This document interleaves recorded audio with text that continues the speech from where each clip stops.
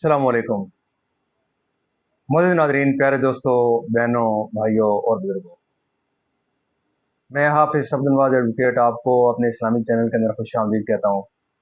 और हर रोज़ की तरह आज भी हम इंशाअल्लाह पारा नंबर 16 सूरत त्वाहा आयात नंबर 64 था 76 तक की तिलावत, तर्जुमा और तफसीर पढ़ने का शर्फ हासिल करेंगे। तिलावत शुरू करने से पहले हम दुरूद शरीफ पढ़ते हैं, आप भी मेरे साथ पढ़ें।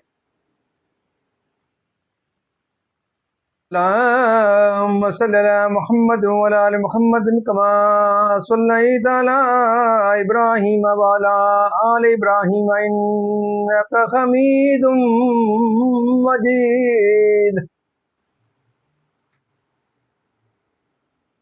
अल्लाहुम्मा बारिक अला मुहम्मद व अला आलि मुहम्मद कमा बारकता अला इब्राहीम व अला आलि इब्राहीम इन्नका हमीदुम मजीद।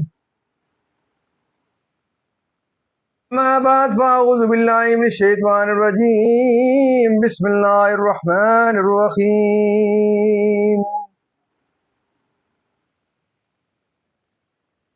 अजमिऊ कैदकुम सुम्मा हतू सफ़्फ़ा क़द अफ़लहुल यौम क़द अफ़लहल यौम मन इस्तअला। क़ालू या मूसा इम्मा अन तुल्किया व इम्मा अन नकूना अव्वल मन अलका। क़ाल बल अलकू फ़इज़ा हिबालुहुम व इसियुहुम युख़य्यलु इलैहि मिन सिह्रिहिम अन्नहा तस्आ।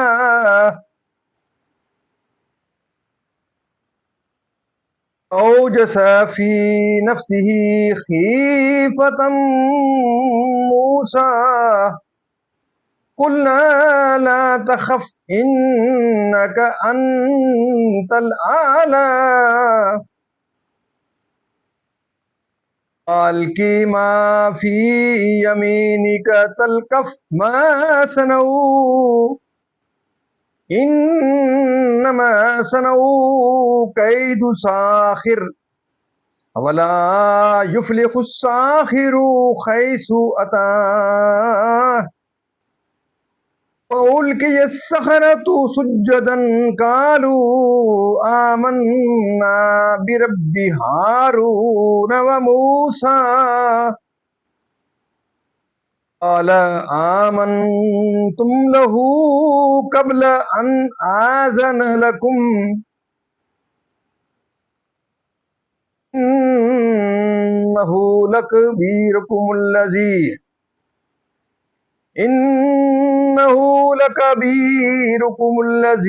अल्लमकुमुस्सिह्र फला उक़त्तियन्ना अयदियकुम व अर्जुलकुम मिन खिलाफिन वला उसल्लिबन्नकुम फी जुज़ूइन नख़ल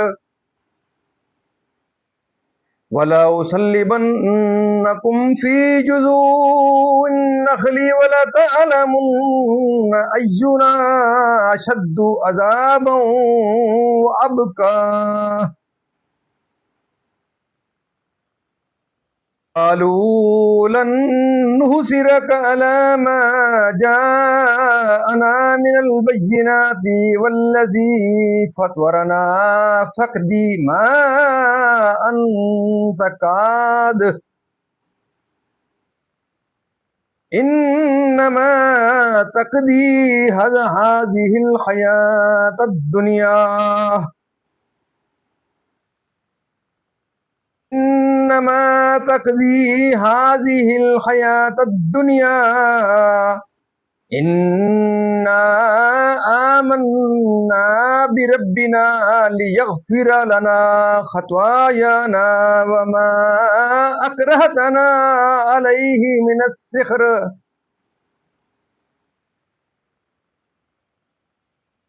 وما اکراتنا علیہ من السحر واللہ خیر وابقا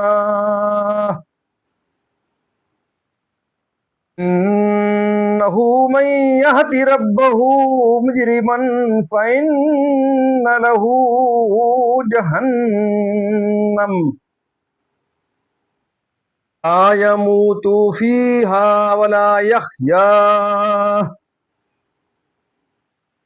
ومن يهده مؤمنا قد عمل الصالحات فأولئك لهم الدرجات الأولى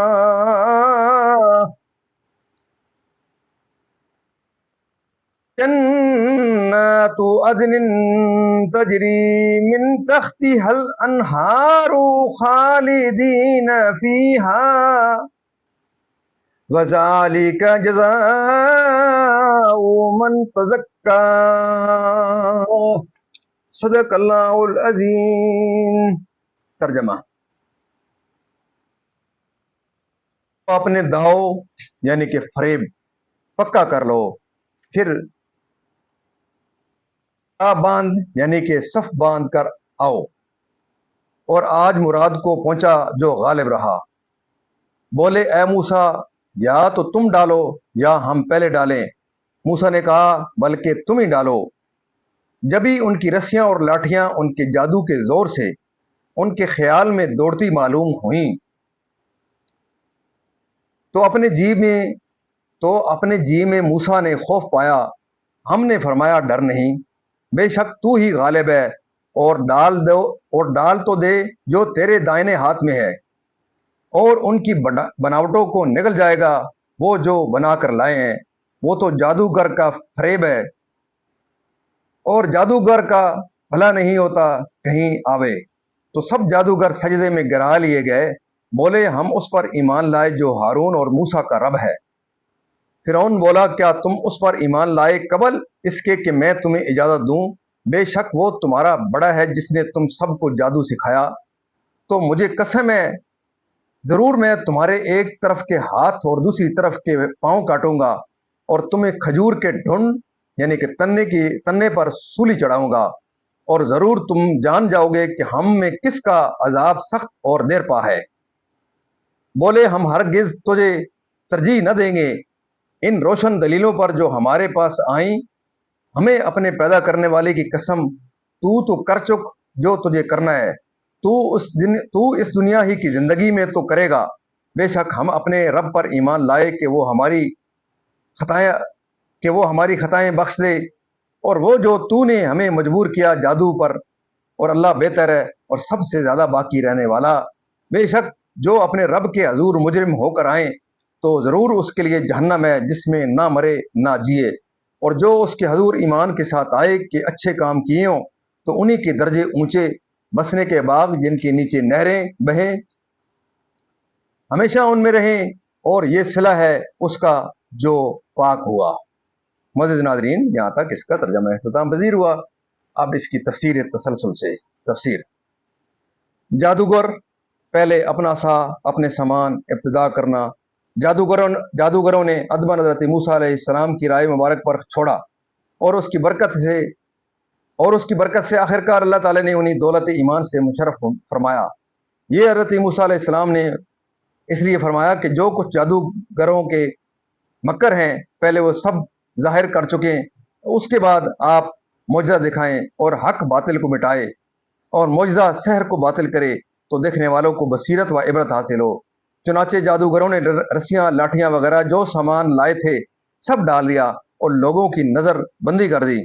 حضرت موسیٰ علیہ السلام نے دیکھا کہ زمین سانپوں سے بھر گئی، اور میلوں کے میدان میں سانپ ہی سانپ دوڑ رہے ہیں، اور دیکھنے والے اس باطل نظر بندی سے مسحور ہو گئے، کہیں ایسا نہ ہو کہ بعض معجزہ دیکھنے سے پہلے ہی اس کے گرویدہ ہو جائیں اور معجزہ نہ دیکھیں، یعنی اپنا عصا۔ پھر حضرت موسیٰ علیہ السلام نے اپنا عصا ڈالا، وہ جادوگروں کے تمام اژدہوں اور سانپوں کو نگل گیا، اور آدمی اس کے خوف سے گھبرا گئے۔ حضرت موسیٰ علیہ السلام نے اسے اپنے دست مبارک میں لیا تو مثل سابق عصا ہو گیا۔ یہ دیکھ کر جادوگروں کو یقین ہوا کہ یہ معجزہ ہے جس سے ساحر مقابلہ نہیں کر سکتا۔ اور جادو کی فریبکاری اس کے سامنے قائم نہیں رہ سکتی۔ سبحان اللہ، کیا عجیب حال تھا جن لوگوں نے ابھی کفر و حجود کے لیے رسیاں اور عصا ڈالے تھے، ابھی معجزہ دیکھ کر انہوں نے شکر و سجود کے لیے سر جھکا دیے اور گردنیں ڈال دی۔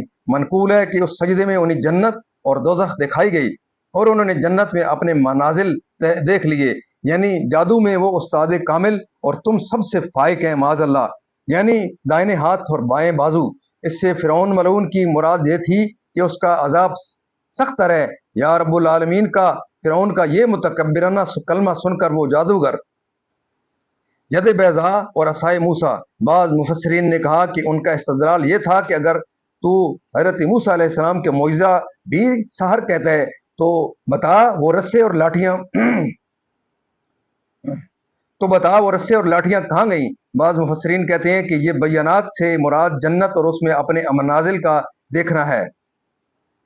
ہمیں اس کی کچھ پرواہ نہیں، آگے تو تیری کچھ مجال نہیں، اور دنیا زائل اور یہاں کی ہر چیز فنا ہونے والی ہے۔ تو مہربان بھی ہو تو بقائے دوام نہیں دے سکتا، پھر زندگانی دینا اور اس کی راحتوں کے زوال کا کیا غم، بالخصوص اس کو جو جانتا ہے کہ آخر میں اعمال دنیا کی جزا ملے گی،